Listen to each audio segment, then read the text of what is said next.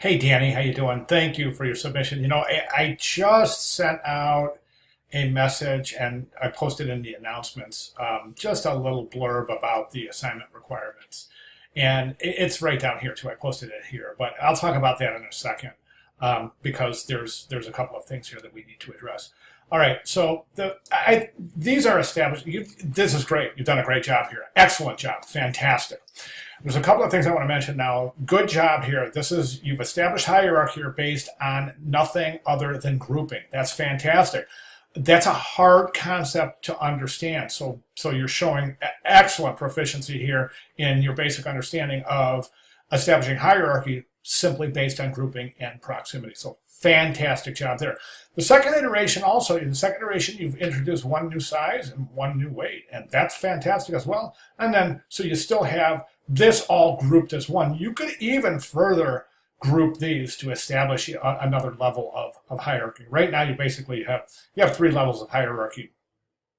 The challenger, the rally, based on that heavier weight, and then the actual description, which is all indicating the same attention to hierarchy right there. In the third layout, you're introducing multiple size and weight scales. Okay, and then the fourth is pretty interesting. However, I do think that the fourth is a little bit, it's really super heavy on this side of the composition. It's imbalanced a little. So I would recommend that you try to work on distribution of type here as opposed to having it all jumbled up into the upper right-hand corner, which don't get me wrong, it's not bad because the car is counterweighing a lot of this weight over here. However, the car is bleeding on this side. So subsequently, this side, the right side of the composition is heavier than the left side. So a little bit of an imbalance there. Now, the project requirements indicate that you're only going to introduce the car to the fourth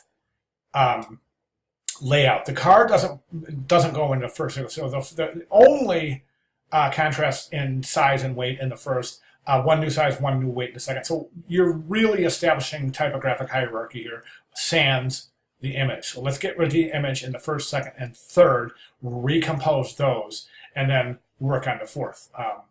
Just that balance thing. Now, I'm wondering about your grid. Is the grid consistently used in each example?